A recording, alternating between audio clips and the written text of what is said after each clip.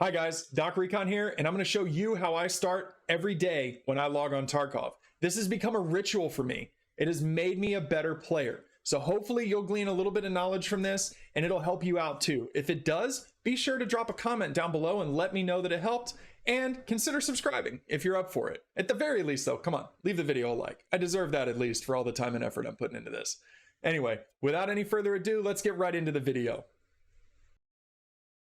All right, guys, so for those of you that don't know, and this probably only applies to brand new players, but you might be surprised. For those of you that don't know, Tarkov has a practice mode.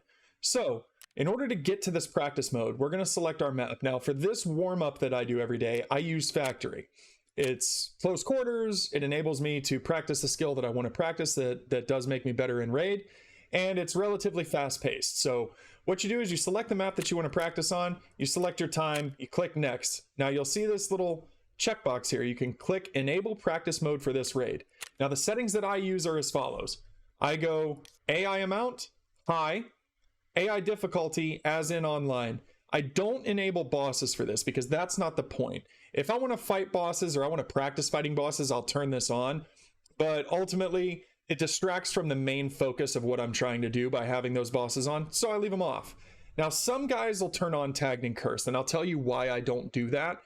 Ultimately, it boils down to tagged and cursed, they're going to be hoarding on top of me. It's not going to allow me to do the things that I would naturally do in a fight, such as retreat, heal,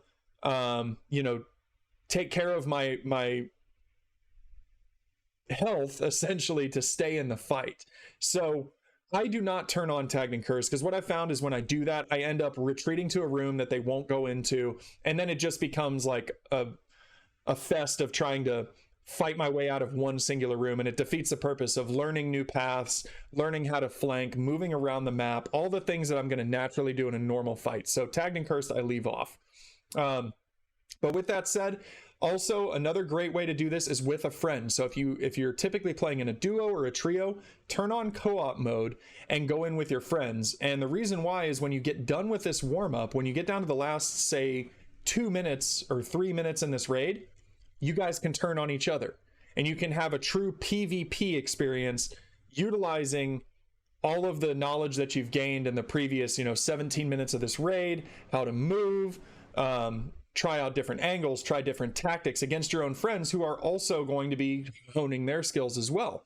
So it's really, really great for that if you have friends that you play with. If you don't, consider joining my Discord and look for group, because a lot of times we'll just go on and we'll play some co-op mode just for the fun of it. It's fun to get all geared up and go after your buddies and fight each other and see how each of you react to a gunfight. So I know most of my friends are far better than I am, so it is fun to have that challenge to build your own skill set and try out new things in a zero risk environment because you don't lose anything while you're doing this. But anyway, without any further ado, that's how you do it, and let's start the raid here. So it's going to load just like normal, but we're not going to have to wait on a server because we are the server for ourselves here, so it's going to load us straight in.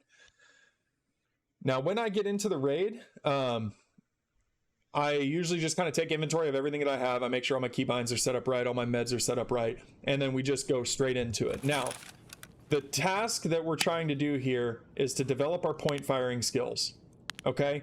Point firing is going to be the one thing that's going to save your life more in this game than probably anything else. It can also get you killed, but it's a good skill to develop because ADSing takes time. It makes you slower.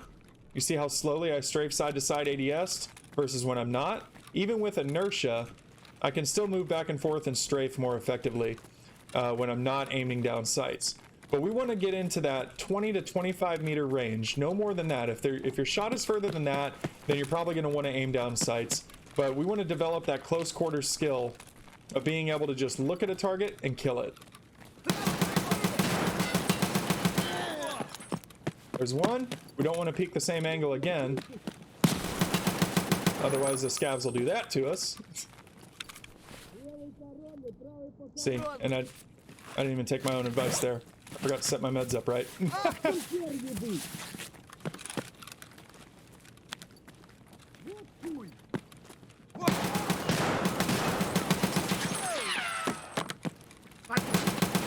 See, like I should definitely ADS at that guy.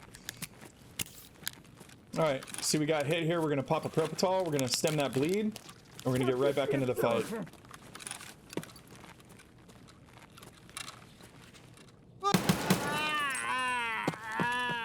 Now we're gonna go clear out an area in CMS. Looking down here, it looks pretty clear. Go find us a nice corner that's not too overexposed. We'll go ahead and do that CMS, just as we would if we were in a regular raid. When we have that free moment, we want to take that to get ourselves healed up. Now, I'm obviously facing this direction. I'm looking over there because my flank this direction is covered. Everything behind me is fine. But I know that there's a possibility that an enemy could come from straight in front of me. If so, I want to cancel that animation as soon as possible and get myself back into the fight.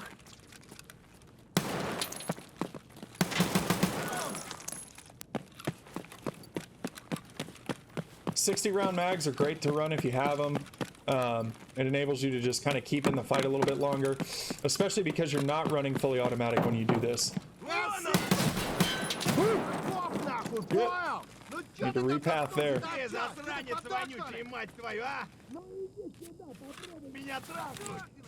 And stem this bleed here. We got a heavy bleed now. We lost our arm again. Take a moment to heal up before we push up these stairs.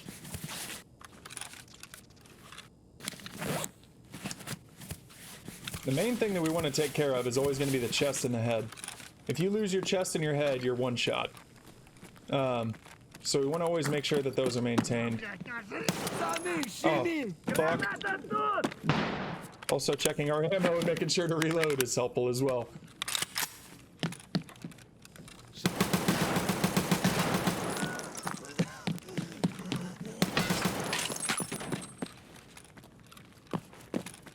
I'm gonna go ahead and pick up his... Oh wait, I already have a shotgun. Alright, I know that this room is typically safe. I'm gonna go ahead and CMS up again, just because I have the ability to do so. We lost that arm pretty quick just because it's such a degraded amount of health that you get back on it when you use a CMS kit instead of a Serv 12. But, you know, we want to utilize it to the best of our ability, and CMSs are faster to use, and we want to keep going with the fight and not spending all of our time wasting on healing up. Good God, man. Alright, we got another heavy bleed. Stem that. Let our propofol do its work. Already lost that arm again. I'm giving up on it. It's not worth it for the 6 HP I'm going to get back to heal that thing up. Plus, we're point firing.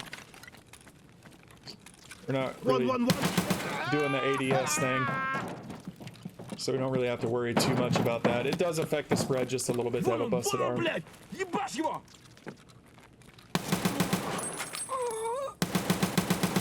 But really, not that big of a difference. Almost empty on this magazine. Let's go ahead and swap it out, and then we're going to switch to our shotgun. Which, alright, sweet, I did bring ammo for, so that's good. In fact, let's go ahead and swap to that shotty now.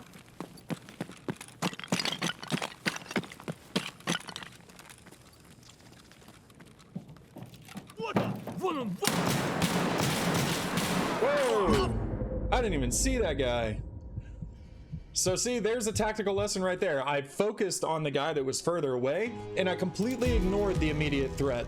I heard him audibly, but I didn't see him. I don't know if my gun was in the way or if I just missed him completely. But this is a good warm-up because you can do this and you can immediately identify where you screwed up. I got so laser focused on that guy that was far away that I didn't even identify the threat that was close to me. So that's something that I know, that I now know, that I can keep in my mind. Hey, remember to scan the area. Just because that guy that's a little bit further away sees me, just make sure that there's nothing a little bit closer too. So there's always a lesson to be learned when you do this, and that's the point. The point is to have teachable moments when you do these raids, okay? When you do these offline raids. Every time that you die, you should be thinking about, why did I just die? Go back and analyze it. Think about it. And put that knowledge into use the next time that you go in.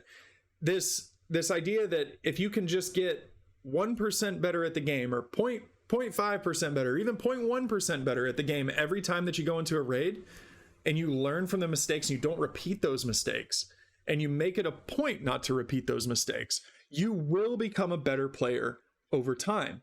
Small incremental betterment of your play style every single time that you go on, one lesson learned that you never repeat again, or that you do repeat again because let's say it worked.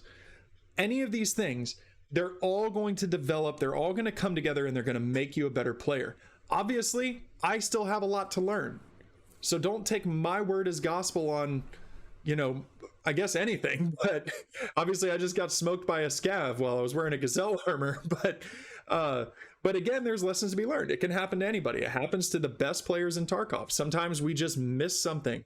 Sometimes they miss something, I should say, because I don't count myself among the best. I count myself as being pretty okay, but I'm exceedingly mediocre at this game. But I have been getting better and better since I've started utilizing this offline raid mode. I've noticed myself winning more gunfights. I've noticed myself making a little bit better decisions when it comes to whether or not to engage somebody or something. You know, when to loot, when not to loot. These are all things that this offline raid can help you learn. Especially for new players, this is invaluable. For people that have been playing the game for a longer period of time, just use it the same way that I do, as a warm-up.